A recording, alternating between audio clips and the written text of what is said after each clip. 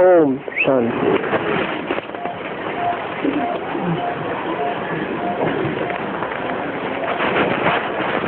प्रातः क्लास चल रहा था 23 जुलाई 1968। तीसरे पेज के मध्यादि में बात चल रही थी। तुम जानते हो कि शंकर ने कोई अमर कथा पहाड़ों पर नहीं सुनाई। शास्त्रों में लिख दिया है पहाड़ों पर कथा सुनाई। वास्तव में ऊंची स्टेज की बात है। निराकारी ऊंची स्टेज में जब पहुंच जाते हैं तब ही सच्ची कथा सुनाते हैं, और शंकर नहीं सुनाते हैं।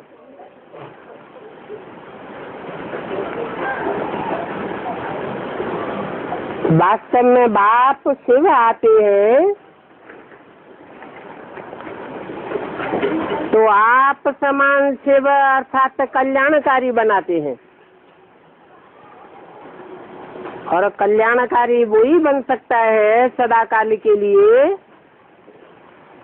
जो संपूर्ण निर्विकारी निराकारी निरहंकारी बने।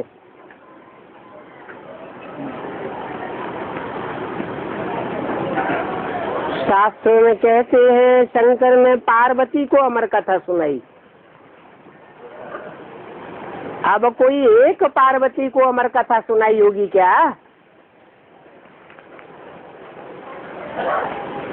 वहाँ चित्र रख देते हैं शिव का।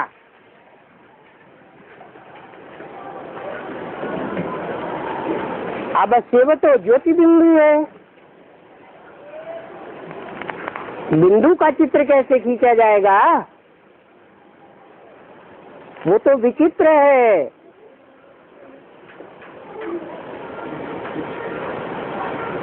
चित्र तो तब खींचा जाता है जब इस सृष्टि पर आकर के कोई मुकर्रर रथ में प्रवेश करते हैं।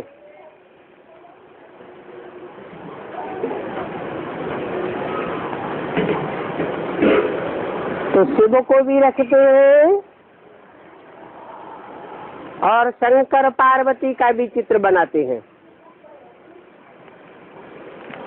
और चित्र तो चरित्र की यादगार होती है।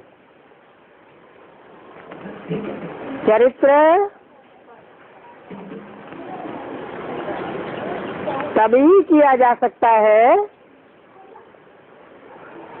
जब साकार में कोई चैतन्य चित्र हो।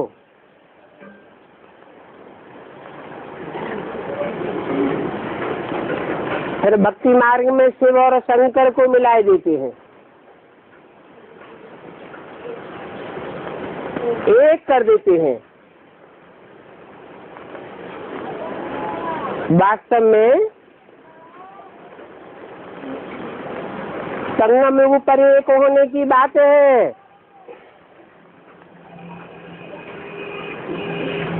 शिव बाप आते हैं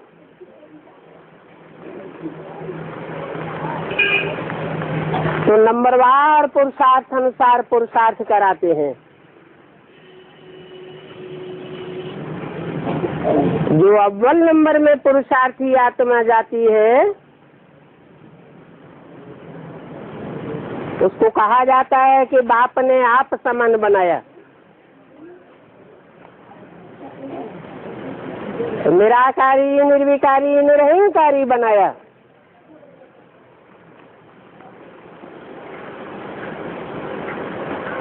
ब्रह्मा अथवा विष्णु को आप समान 100% स्टेज में निराकारी नहीं दिखाया गया है। 33 करोड़ देवताओं में से कोई को भी शिव के साथ नहीं मिलाया गया। शिव को ही मिलाते हैं शंकर के साथ। तो ये सभी भक्ति मार्ग की समझने की बातें हैं जो बाप बैठ समझाते हैं।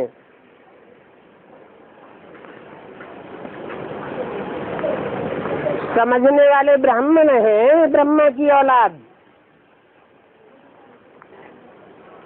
वो कोई समझाने वाली नहीं है।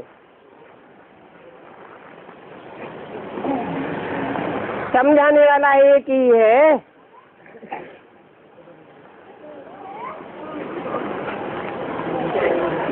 उसको कहा जाता है सुप्रीम टीचर।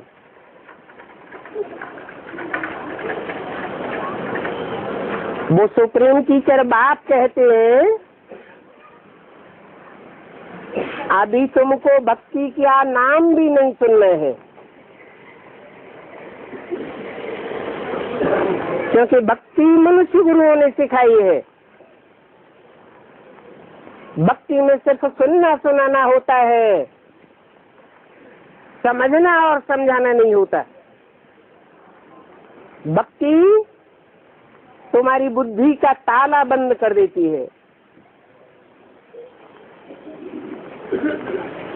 इसलिए कहते हैं कि भक्ति का नाम भी नहीं सुनो। ऐसे नहीं कि मुसलमानों की तरह कान बंद कर देना है, नहीं। बल बाप कहते हैं कि कान बंद नहीं करना है,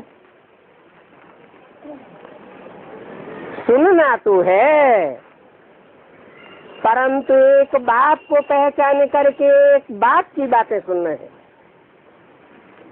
बाप की बातों से सच्चाई को टैली करके सुनना है। तो कान बंद नहीं करना है।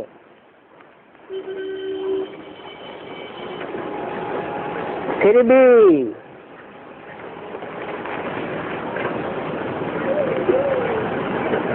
जो जन्म जन्मांतर की भक्त टाइप की आत्माएं होंगी,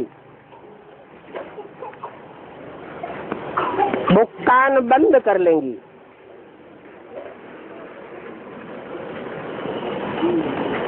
क्योंकि समझने की बात के लिए सुनना तो जरूरी है ना। सुनेंगे ही नहीं तो समझेंगे कैसे? हाँ, इतना समझना है कि ये शास्त्र आदि सभी मनुष्यों की मत है। उन्हीं शास्त्रों का सार बात आकर के अपनी बुद्धि के अनुकूल जब सुनाते हैं तो उनका रहस्य खुल जाता है। भक्ति मार्ग में तो गीता, रामायण, महाभारत, भागवत ये छपते ही रहते हैं। पहले हाथ से लिखते थे,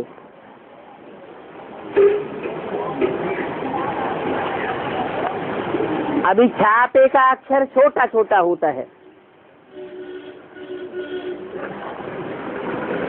गुरु ग्रंथ साहब भी हाथ का लिखा हुआ,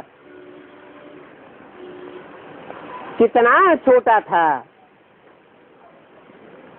फिर उसे भी बड़ा बनाई दिया। महाभारत ग्रंथ कितना छोटा था,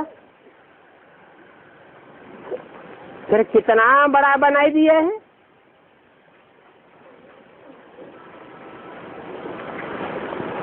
लाइब्रेरी का पूरा कमरा ही भर जाता है महाभारत एक ग्रंथ पे। तो देखो, दिन प्रतिदिन सभी तमो प्रधान झूठे होते जाते हैं। भक्ति का ज्यों ज्यों विस्तार होता जाता है, सच्चाई निकलती जाती है और झूठ बढ़ता जाता है। इसलिए बाप कहते हैं, इन शास्त्रों में, भक्ति मार्ग की बातों में आटे में नमक मिसल सच्चाई है। पहले दुनिया की हर चीज सतो प्रधान होती है, बाद में तमो प्रधान बनती है। सतो प्रधान से सतो होते हैं तो दो कला कम हो जाती है। तो वास्तव में त्रेता को भी स्वर्ग नहीं कहेंगे, क्योंकि दो कलाएं कम हो जाती हैं। संपूर्ण सही स्थिति में नहीं टिकते हैं।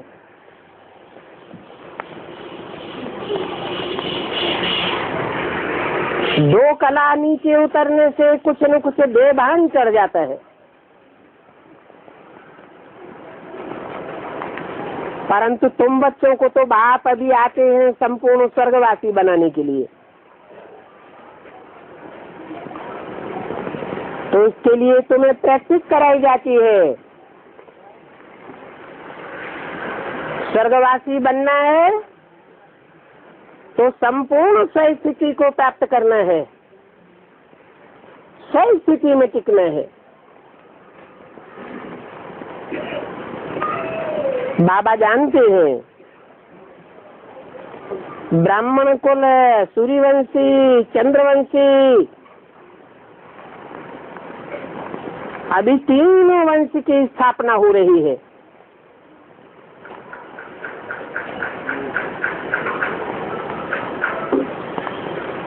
सूर्यवंशी सतयुग में होंगे, चंद्रवंशी टोटल त्रेता में होते हैं। अभी तुम ब्राह्मण हो, ब्राह्मण पढ़ाई पढ़ते हैं, ब्रह्मा के मुख से पैदा होते हैं।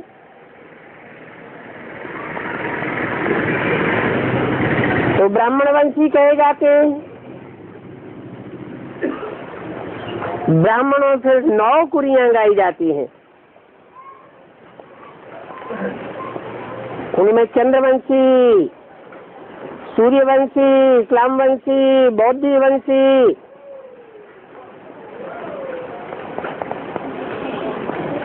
नौ प्रकार के कुल हो जाते हैं।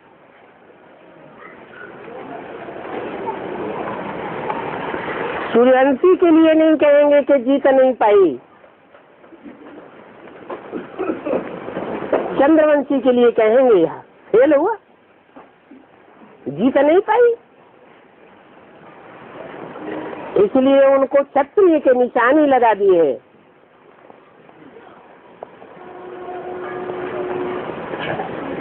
अभी तुम सब क्षत्रिय हो, माया से युद्ध करते करते हार जाते हो तो क्षत्रिय हुए ना।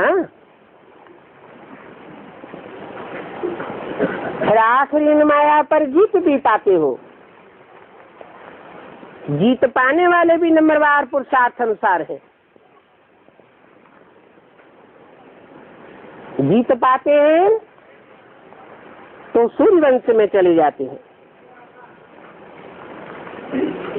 जो कम मार्क्स से पास होते हैं उनको चंद्रवंशी कहा जाता है। कम से कम 33% मार्क्स,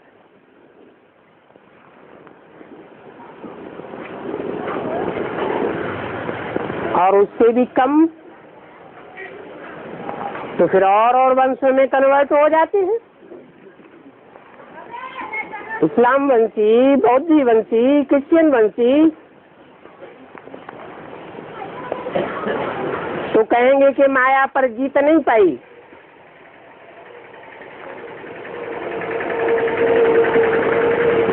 जो फेल होते हैं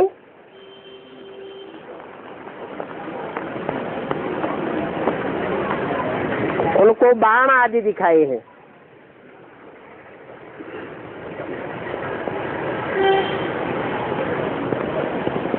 भक्ति मार्ग में बाण दिखाते हैं, स्थूल में धनुष दिखाई देते हैं। वास्तव में बाप कहते हैं इस अविनाशी पढ़ाई का कभी विनाश नहीं होता है। जो भी पढ़ाई पढ़ने वाले ब्राह्मण हैं भले फेल हो जाते हैं, इस जन्म में प्राप्ति नहीं कर पाते, तो अगला जन्म उन्हें फिर ब्राह्मण का मिलता है और पूर्व जन्म की प्रारब्ध ज्ञान की ले जाते हैं।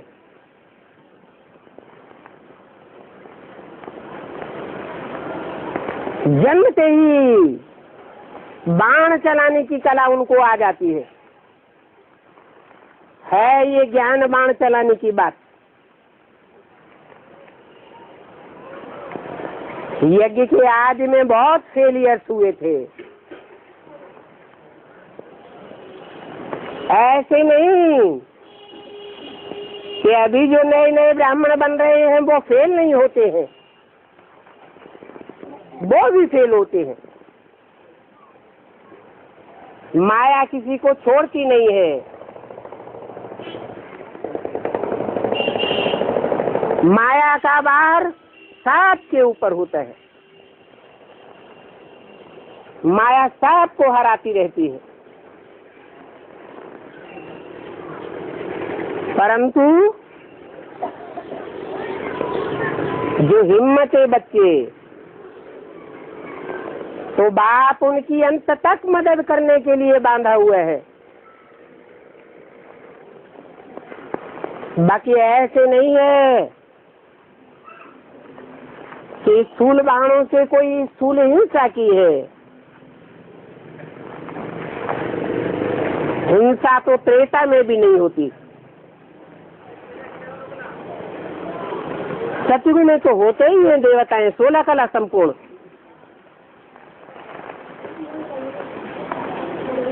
सूर्यवंशी कहे जाते हैं और सूर्यवंशियों से भी ऊंच कुल है ब्राह्मण कुल। जो संपूर्ण ब्राह्मण बनते हैं वही सूर्यवंशी देवता कहे जाते हैं। तो गायन बन जाता है, फेल होने वाले भी पास हो सकते हैं। आज में जो परीक्षा हुई उसे फाइनल परीक्षा नहीं कहेंगे। अभी भी जो ब्राह्मणों में परीक्षाएं हो रही है माया की, उनको फाइनल परीक्षाएं नहीं कहेंगे। अभी वो समय जल्दी आने वाला है जबकि फाइनल परीक्षाएं होने वाली है।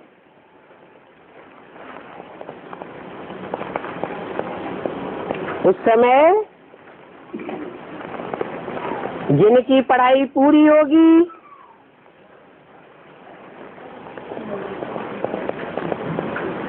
वो पास हो जाएंगे, फेलियर की लिस्ट में नहीं जाएंगे, सिर्फ पास होंगे। तो कम से कम सूर्यवंशी प्रजा में आ जाएंगे और अच्छी पढ़ाई पढ़ेंगे तो राजघराने में आ जाएंगे, और भी अच्छी पढ़ाई पढ़ेंगे तो राजघराने की आत्माओं के बीच में राज्य अधिकारी बन जाएंगे। राज्य अधिकारी भी ऊंचे से ऊंचे होते हैं, जैसे मिलिट्री में रैंक होते हैं अधिकारियों के, ऐसे रैंक बन जाते हैं।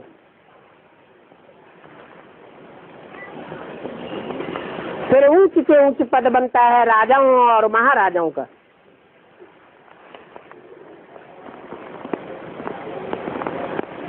राम राज्य कहा जाता है। जरूर राज्य स्थापन करने में राम वाली आत्मा साथ से आगे गई, तो कहा जाता है राम राजा राम प्रजा राम साहूकार। संगम युग में राम वाली आत्मा ने हर प्रकार का अनुभव किया है, फेलियर का भी अनुभव किया है, दान दे करके वापस लेने वाले चांडाल का भी अनुभव किया है। इसलिए बाप कहते हैं खास राम वाली आत्मा के लिए दुनिया की कोई ऐसी बात नहीं जो तेरे ऊपर लागू न होती हो।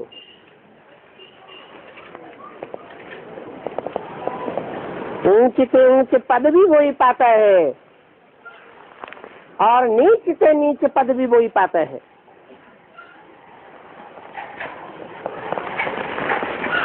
तो देखो भक्ति मार्ग में राम को जो क्षत्रिय पने की निशानी दी है, तो मनुष्य ने ऐसे समझ लिया है कि त्रेता में वहां हथियार पवार आदि होते होंगे, लड़ाई आदि लगी होगी। अभी बाप बैठ समझाते हैं ये बाण आदि क्यों दिखाए हैं।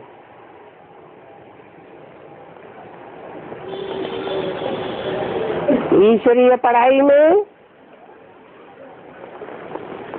जो पढ़ते पढ़ते पहले फेल हो जाते हैं, वो टोटल फेल होने वालों को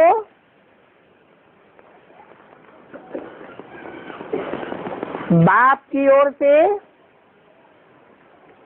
ये वर्षा मिल जाता है।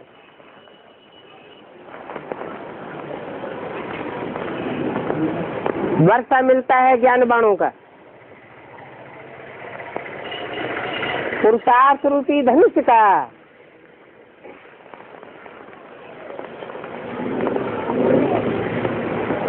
पुरुषार्थ करो और कमाई करो।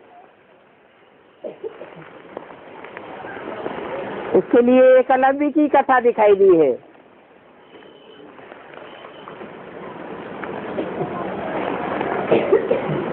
सरेंडर्ड वर्ग में रह करके तो पुरुषार्थ नहीं कर सकते। राज परिवार में रह करके तुम्हारी पढ़ाई नहीं होगी।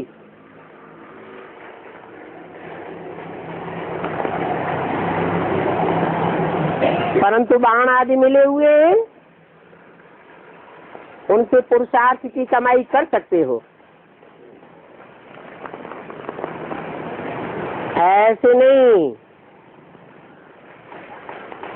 कि पांडवों को ही बाण मिलते हैं, शक्तियों को भी कटारी आदि दिखाई जाती है।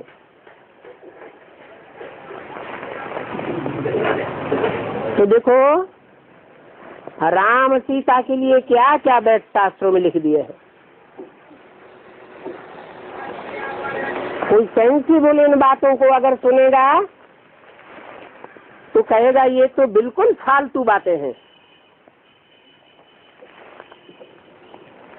और धर्म वाले ऐसी ऐसी शास्त्रों की बातें सुना करके कन्वर्ट करके हिंदुओं को अपने धर्म में ले गए। सुनाते हैं देखो तुम्हारा राजा राम जिसे तुम भगवान कहते हो, वो अपनी पत्नी की ही पालना नहीं कर सका, अपनी पत्नी की सुरक्षा नहीं कर सका। वो राजा राम बन के प्रजा की क्या सुरक्षा करेगा।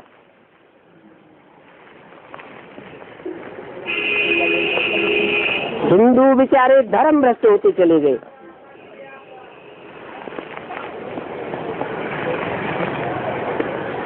वैसे और शास्त्रों का खंडन किया है, ऐसे गीता शास्त्र भी है। उस गीता शास्त्र में कृष्ण देवता का नाम डाल करके बिल्कुल ही खंडन कर दिया।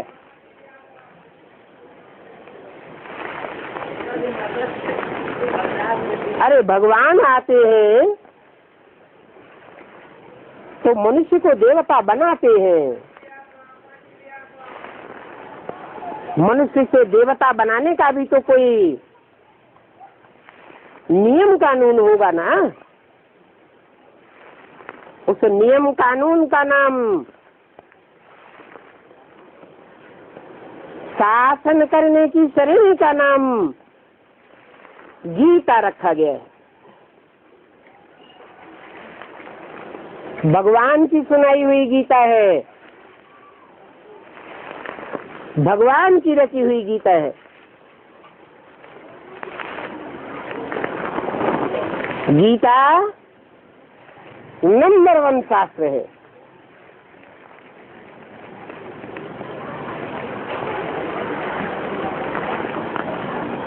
भगवान खुद बैठ करके शासन नहीं करते। भगवान आकर के प्रवृत्ति मार्ग की रचना करते हैं। सारी वसुधा ही एक कुटुंब बन जाती है, परिवार बन जाती है। उस परिवार की पालना का काम गीता माता को सौंपा जाता है। गीता माता सारे विश्व रूपी परिवार की पालना करती है, पूरे परिवार का शासन करती है। इसलिए गीता को सर्वशास्त्रमयी शिरोमणि कहा जाता है। और बाइबल, कुरान आदि धर्म ग्रंथ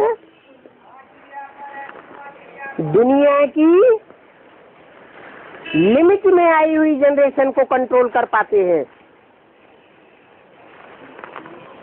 परंतु गीता तो सारे विश्व को कंट्रोल कर लेती है।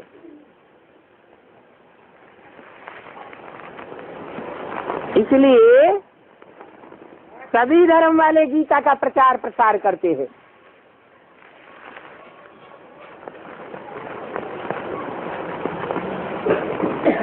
हिंदुओं ने इतनी गीता की प्रतियां नहीं छपाई होंगी, उससे ज्यादा गीता की प्रतियां अंग्रेजी में अंग्रेजों ने छपाई है।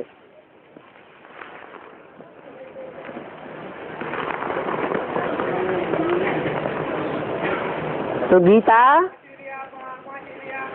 सर्वशास्त्र शिरोमणि गाई हुई है, सब शास्त्रों का माई बाप है।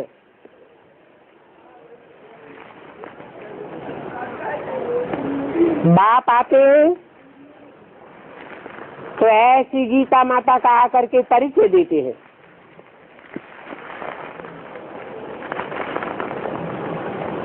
कि गीता माता कैसे सर्वशास्त्र शिरोमणि है और कब शिरोमणि बनती है। मनुष्य गुरुओं ने तो कृष्ण बच्चे का नाम डाल करके गीता का मान मर्तबा ही खलास कर दिया। नहीं तो सारी दुनिया गीता को सर्वश्रेष्ठ समझती। तो बाप आकर के अपना परिचय भी देते हैं और अपनी प्रथम रचना गीता माता का भी परिचय देते हैं। रचना के आज पर्यंत का भी परिचय देते हैं।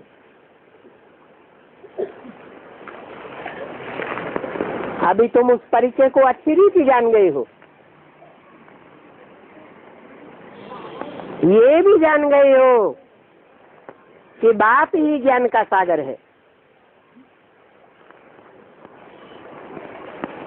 इसलिए बाप ही आकर के आज मध्यंत का राज बताते हैं।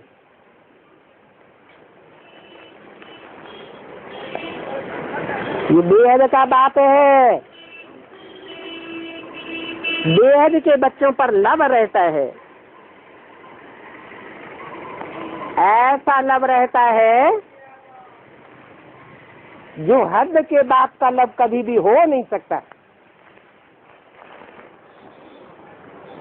इतना लव करते हैं कि 21 जन्मों के लिए अखंड सुखदायी बना देते हैं। किसको? बेहद के बच्चों को। बेहद के बच्चे कितने जन्म लेने वाले हुए? पूरे 84 जन्म, जिनमें से 21 जन्म सदा सुखी रहते हैं। बाकी जो कम जन्म लेने वाले हैं वो 21 जन्म का सदा सुख पाते भी नहीं है।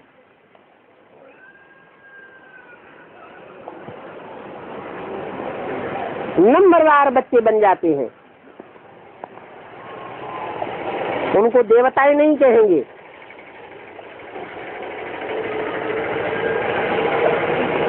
देवता कहा ही उनको जाता है जो अपनी संपूर्ण ब्राह्मणत्व की स्टेज पर पहुंच करके किसी से लेने की इच्छा नहीं करते, देने की इच्छा करने वाले होते हैं, दाता होते हैं। दाता के बच्चे भी दाता होते हैं। भगवान को दाता कहा जाता है, सुख शांति का दाता कहा जाता है। और देवताई बच्चे किसी से सुख और शांति मांगने वाले नहीं होते हैं, दूसरों को सुख शांति देने वाले होते हैं।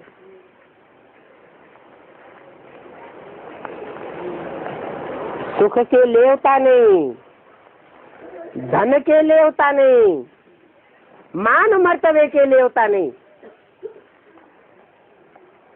कोई अपमान करने वाला भी क्यों न हो, कितना ही अपमान करने वाला हो, उसको भी क्या देंगे? उसको भी मान मर्तबा देंगे। लेने की इच्छा करने वाले नहीं होंगे।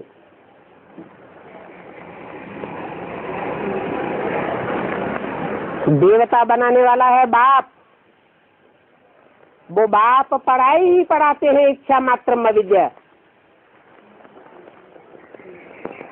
इस दुनिया की कोई भी प्राप्ति करने की इच्छा नहीं करनी है। जानते हैं इस दुनिया में जो कुछ भी इन आंखों से दिखाई पड़ता है वो सब भस्म होने वाला है।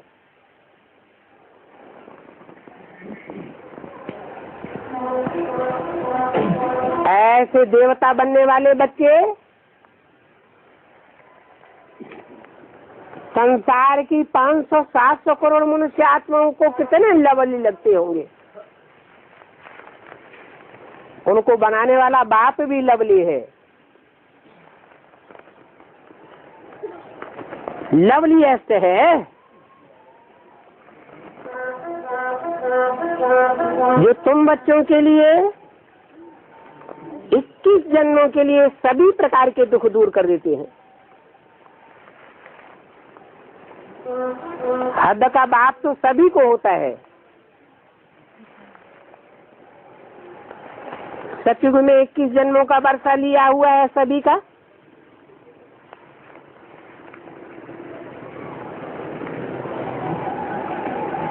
सभी ने लिया है ना। वहां सुख का वरदान मिल जाता है, दुख का नाम निशान नहीं होता है। तो अभी ये बात बुद्धि में रहना चाहिए, भूलना नहीं चाहिए कि हमको बेहद के बाप से बेहद का वर्षा मिलता है।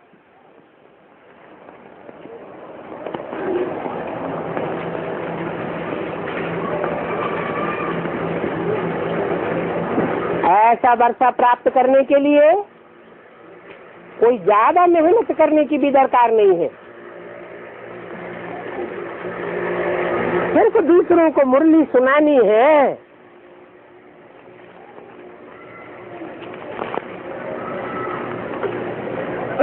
समझानी है।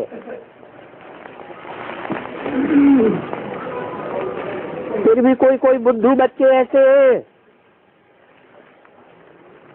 जो कहते हैं दूसरों को ज्ञान सुनाने के लिए हमें ब्राह्मण ही चाहिए।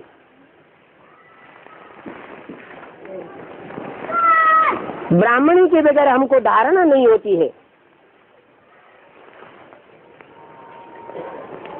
बाप कहते हैं अरे सत्यनारायण की कथा तो तुम जवानी याद कर लेते हो, तो झूठी कथा याद कर लेते हो, और मैं आकर के सच्ची कथा सुनाता हूँ, ये तुम कोई को नहीं सुना सकते। ये तो बहुत सहज कथा है, और ये एक ही कथा रोज समझाता रहता हूँ। फिर भी बच्चे सत्य चित्त आनंद को भूल जाते हैं, झूठ का सहारा पकड़ लेते हैं, सत्यनारायण को भूल जाते हैं, कथा भी भूल जाते हैं। इतने पत्थर बुद्धि है जो तुम कोई को समझाए भी नहीं सको।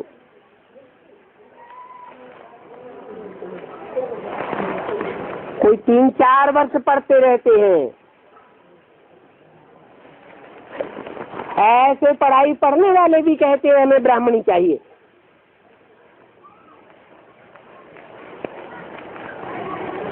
हमको धारणा नहीं होती है।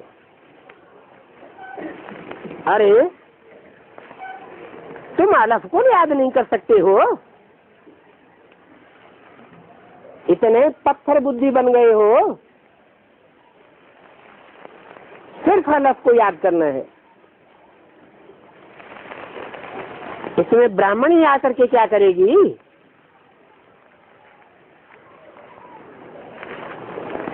परंतु बुद्धू फिर भी ऐसे हैं कि कहते हैं हमको ब्राह्मणी चाहिए।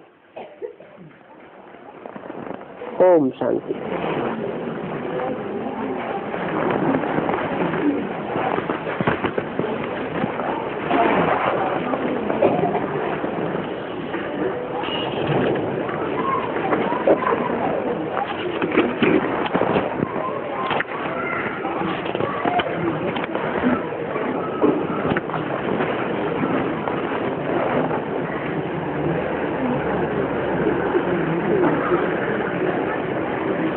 अगली वाणी है प्रातः क्लास 24 जुलाई 1968।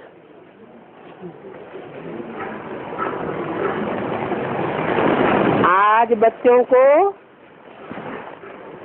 रखड़ी बंधन के ऊपर समझाते हैं।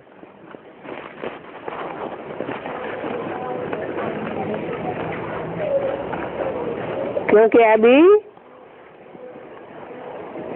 ये रखड़ी बंधन नजदीक आ गया है।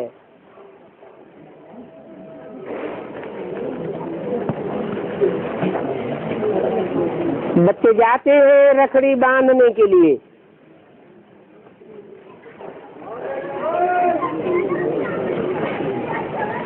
अभी जो चीज हो करके जाती है उनका पर्व या त्योहार मनाते रहते हैं भक्ति मार्ग में।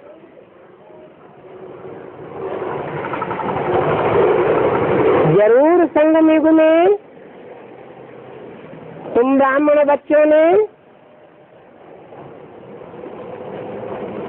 ये रखड़ी के बंधन में मनुष्यों को बांधा है। तो भक्ति मार्ग में ब्राह्मण घर घर में जाकर के राखी बांधते थे।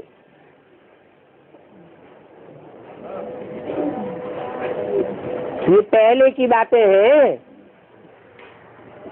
अभी तो दुनिया तमो प्रधान बन गई है, तो छोकरियां राखी बांधने लग पड़ी हैं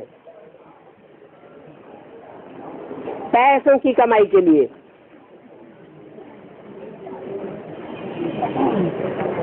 ये भी किस समय की शूटिंग है?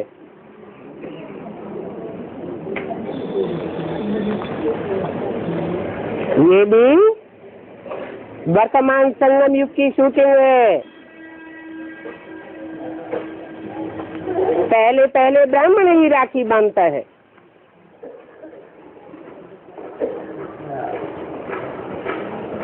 बाद में ब्रह्मा की बच्चियां ब्रह्मा के शरीर छोड़ने के बाद पैसा कमाने के लिए राखी बांधने लग पड़ती है, कोई पवित्र रहे या न रहे। अभी तुम बच्चों को सच्ची सच्ची राखी बांधनी है। सारी दुनिया के मनुष्य मात्र को पवित्रता की रक्षा के बंधन में बांधना है। बच्चों को मालूम है कि आज से पहले 5000 वर्ष तुमने ये पवित्रता का प्रतिज्ञा पत्र एक एक बच्चे से लिखवाया था।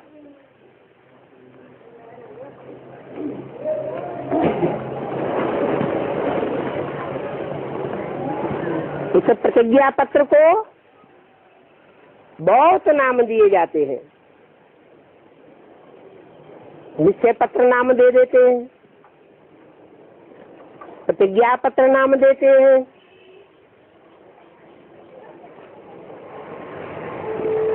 रक्षा बंधन नाम दे दो। भक्ति मार्ग में रक्षा बंधन नाम दे दिया है। वास्तव में ये है प्रतिज्ञा पत्र की निशानी। सभी को कहना होता है कि पवित्र बनने की ये राखी बांधो।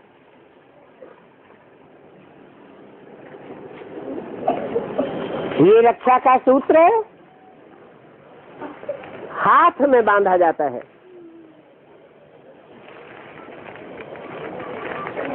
तुमने बुद्धि रूपी हाथ में बांधा था,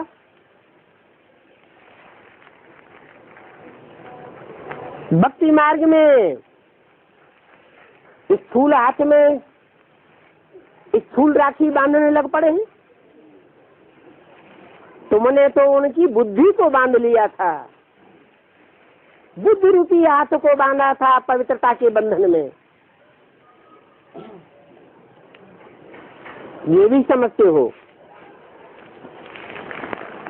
कि पवित्र दुनिया तो सतयुग के आदि में ही होती है। अभी सतयुग का आदि आने वाला है।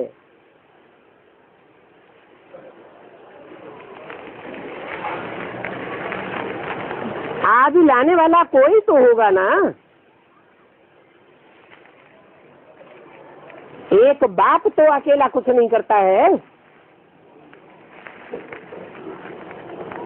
बाप अपने बच्चों से ये कार्य कराते हैं। तो इस पुरुषोत्तम संगम युग पर ही रखड़ी का पर्व शुरू हुआ है, जो भक्ति मार्ग में मनाया जाएगा। जब भक्ति शुरू होगी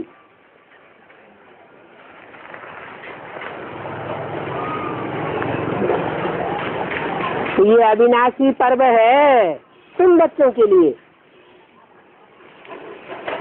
इसको अनादि पर्व कहा जाता है।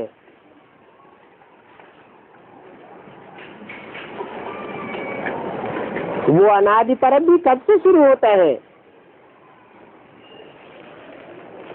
क्योंकि सतयुग में तो ये पर्व होते नहीं है। ये पर्व यहाँ ही होते हैं संगम पर।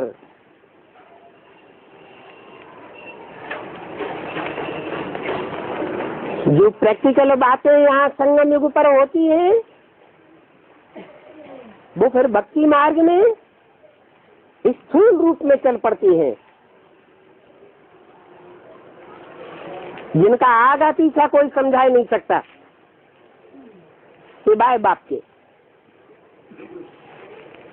और सतयुग में तो कोई त्योहार होते भी नहीं।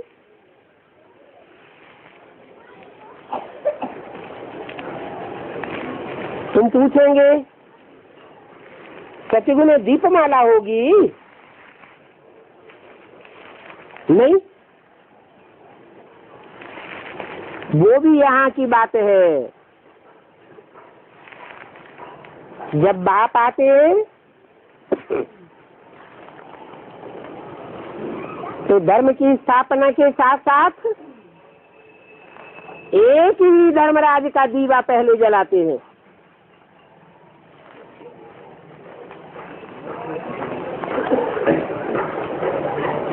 जिस साकार तन में आते हैं उस साकार मनुष्य तन के द्वारा फिर 7 छोटे बड़े दीपक जलाए जाते हैं।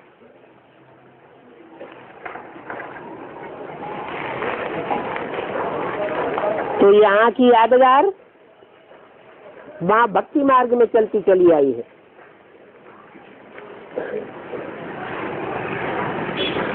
जो तुम बच्चे यहाँ मनाते हो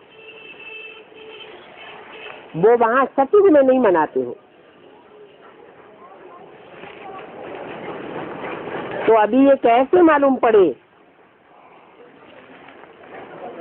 कि ये राखी क्यों बांधी जाती है? तुम सभी को राखी बांधते हो, कहते हो कि पावन बनो, बाप को और बाप की रचना को पहचानो। बाप पवित्र बना करके घर ले जाने के लिए आए हुए हैं। अब ये दुनिया खलास होने वाली है। पुरानी दुनिया खलास होगी और नई पावन दुनिया स्थापन होगी। पावन दुनिया में वो ही जा सकेंगे जो पवित्रता की राखी बांधेंगे। तो तुम सबसे प्रतिज्ञा पत्र लिखवाते रहते हो, परिचय दे करके पवित्रता के बंधन में बांधते हो, निश्चय पत्र लिखवाते हो।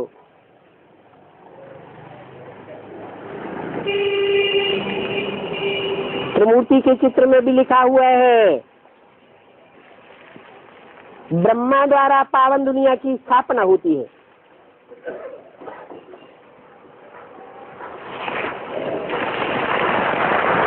ये बात तुम ब्राह्मण ही समझा सकते हो। वो ब्राह्मण तो समझा ही नहीं सकते। क्यों नहीं समझा सकते कि ब्रह्मा के द्वारा पावन दुनिया की स्थापना होती है? क्योंकि ब्रह्मा ने तो शरीर छोड़ दिया, तो पावन दुनिया की स्थापना कैसे समझावे? परंतु तुम तो जानते हो कि ब्रह्मा कोई एक नहीं गाया हुआ है। ब्रह्मा को चतुरानन कहते हैं, पंचानन कहते हैं। कोई न कोई मुख से कार्य करते रहते हैं।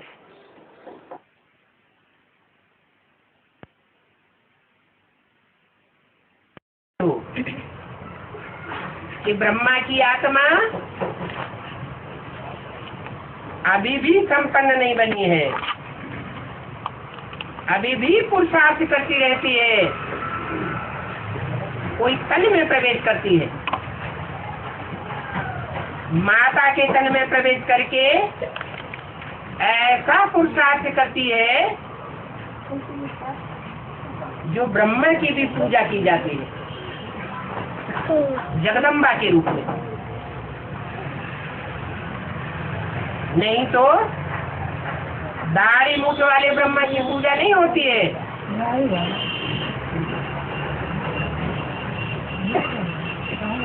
तो देखो, ब्रह्मा के द्वारा अभी भी ये कार्य जारी है।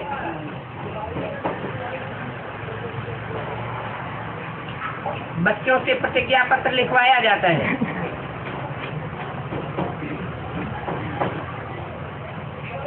यहाँ तो तुम बच्चों की हर बात प्रैक्टिकल है।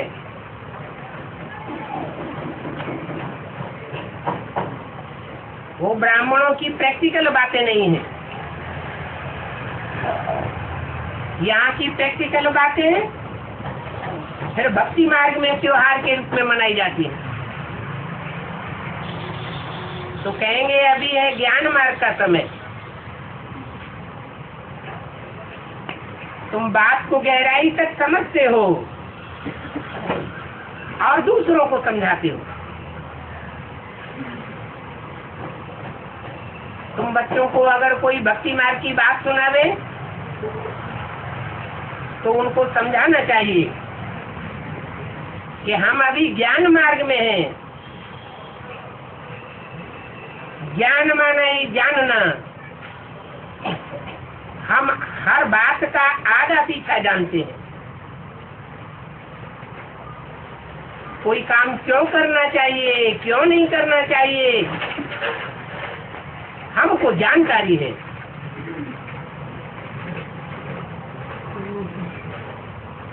बताओ कि सच्चाई की जानकारी देने वाला सत्य बाप एक ही है, वो हमको सच्ची बात सुनाई रही है और सच्चाई सुना करके सचखंड की स्थापना कर रहे हैं।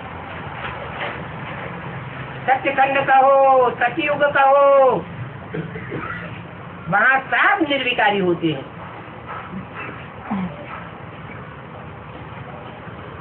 भारत सतयुग में वाइसलेस था।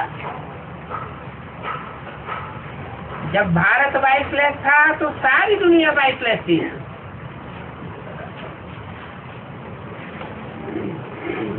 सिर्फ भारत को वाइसलेस बनाने से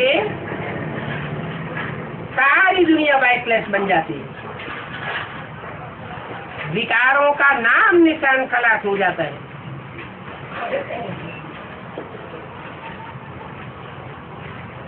परंतु सिर्फ भारत को वर्ल्ड नहीं कहेंगे। इस वर्ल्ड में भारत एक खंड मात्र है। इसलिए ब्राह्मण लोग जब प्रतिज्ञा कराते हैं, संकल्प दिलवाते हैं, तो श्लोक पढ़ते हैं, भारत खंडे जम्बू द्वीपे। जैसे और धर्म खंड है, वैसे भारत भी एक खंड है। और खंड विनाशी खंड है, क्योंकि उन धर्म खंडों में जो धर्म फैले हुए हैं वो धर्म भी विनाश को प्राप्त होते हैं। उन धर्मों के स्थापन करता धर्म पिताएं भी इस संसार से पलायन कर जाते हैं। वो ऑलराउंड पार्ट नहीं बजाते,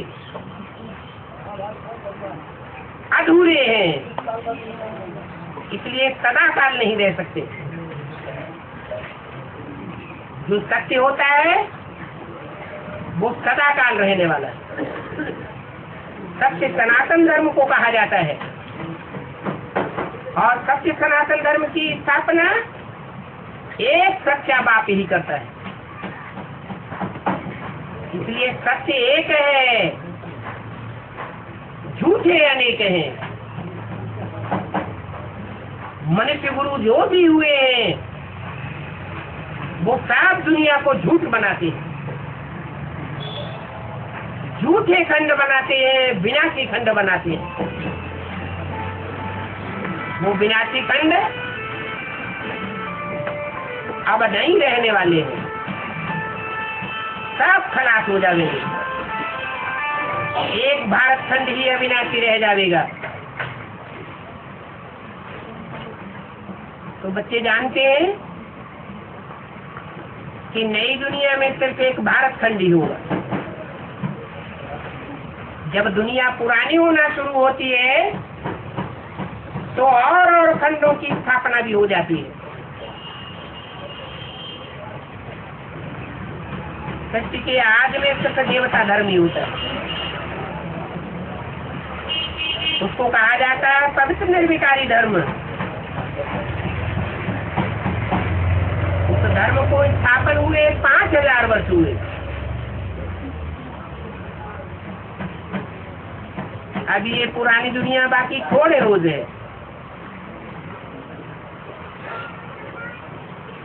5000 वर्ष के अंदर कितने मास होते हैं, कितने दिन होते हैं, घंटे, सेकंड, सब का हिसाब निकालेंगे तो उनसे कुछ मतलब निकलेगा।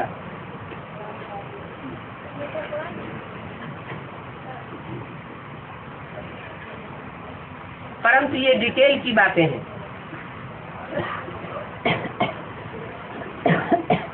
जान सकेंगे कि कितने दिन वाइसलेस वर्ल्ड बनाने में लगते हैं। टाइम तो लगता है ना। यहाँ इस दुनिया में भी कितना पुरुषार्थ करते हैं पवित्र बनने के लिए, परंतु बच्चे फिर भी अनुभव करते हैं कि हम पवित्र नहीं बन सकते। तो ब्राह्मणों का ये सबसे बड़ा उत्सव है। कौन सा है?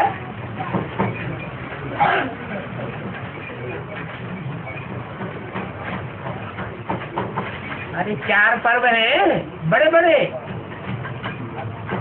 उनमें ब्राह्मणों का उत्सव कौन सा है? रक्षाबंधन। तो ब्राह्मणों को प्रतिज्ञा करनी चाहिए, तो कागज पर लिख करके प्रतिज्ञा नहीं करनी चाहिए, दिल से प्रतिज्ञा करनी चाहिए। बाबा हम पवित्र बनकर जरूर दिखावेंगे। इस प्रकार ये उत्सव सबसे बड़ा समझना चाहिए। सभी पुकारते भी है परमपिता। परमपिता कहते हुए भी बुद्धि में ये नहीं आता है कि वो आकर के क्या परम कर्तव्य करते हैं।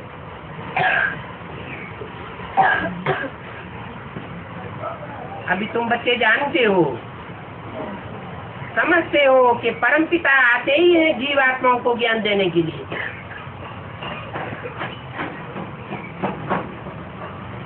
ऐसे नहीं कहेंगे कि आत्माओं को ज्ञान देने के लिए आते हैं। अकेली आत्मा ज्ञान नहीं दे सकती। आत्मा जब जीव में पार्ट बजावे, जीवन में रह करके पार्ट बजावे, तब ही ज्ञान ले सकती है। क्योंकि आत्मा को शरीर धारण करना पड़ता है। तो परमपिता आते हैं जीवात्माओं को ज्ञान देने के लिए। इसलिए गाएंगे आत्मा परमात्मा अलग रहे बहुकाल।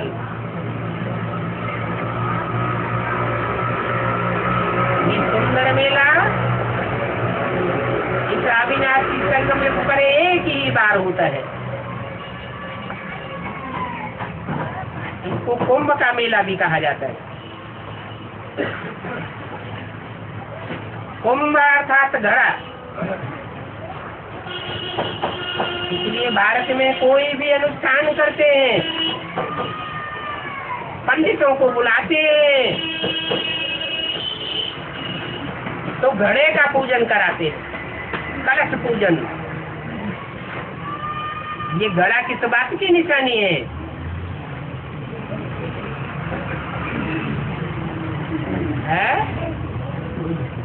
अरे ये बुद्ध रूपी घड़ा है, वो ज्ञान जल रूपी कलश से भरा जाता है। इसकी पूजा तभी हो सकती है जब इसको पवित्र बनाया जाए। ये बुद्ध रूपी घड़ा पवित्र बनेगा तो इसमें से पवित्र संकल्प ही निकलेंगे। कोई भी अपवित्र संकल्प नहीं निकल सकता। और जब संकल्पों का बीज ही पवित्र बन जाएगा, तो जैसे गाय ने ब्रह्मा के द्वारा संकल्पों से सृष्टि रची गई, तो ऐसे ही हर ब्राह्मण के बुद्ध रूपी घड़े से अपने अपने 84 जन्मों की सृष्टि रची जाती है। जितना पवित्रता को धारण करेंगे, उन पवित्र संकल्पों के वाइब्रेशन के आधार पर जन्म जन्मांतर का सुख प्राप्त करते रहेंगे।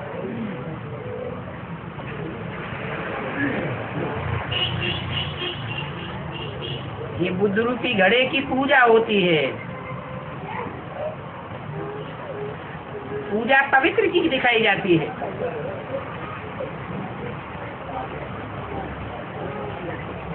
तो बच्चों को प्रतिज्ञा करनी चाहिए, बाबा हम ज्ञान से अपनी बुद्धि को पवित्र जरूर बना देंगे। तो ये उत्सव सबसे बड़ा उत्सव समझना चाहिए। ओम शांति।